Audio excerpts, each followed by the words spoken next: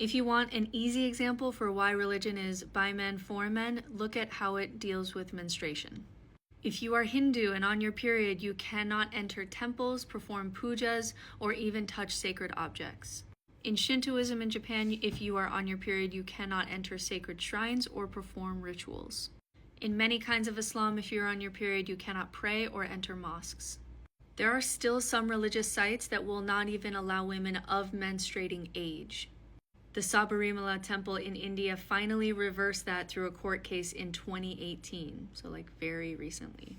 Some Christian Orthodox traditions say that you can't handle the Eucharist if you're on your period. In some Buddhist texts, because women are impure because they have menstruation, they have to reincarnate as a man to achieve enlightenment.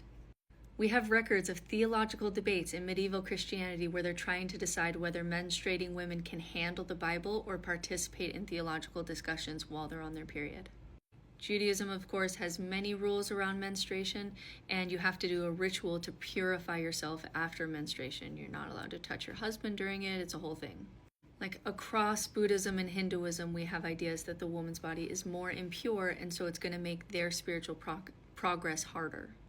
But of all the religions that have told me that I'm impure in some way because my body does something that is very natural to my body, the one honestly that hurts the most is Jesus. Because when Jesus bleeds and Jesus gets blood everywhere, it is sacred and it is life-giving and it's life-affirming, and we're going to do all of these rituals to show how life-affirming this blood is. It's sacred blood. And there's something to me just so hypocritical about women's bodies that create life and blood being a part of that. But yet when a man does it, it's sacred. And then when a woman does it, it's unclean and it's impure and you're less than and your body is less than and you're going to have a hard time becoming enlightened and you're going to be less spiritual. You're going to have less access to spirituality. But when Jesus bleeds, that blood is okay.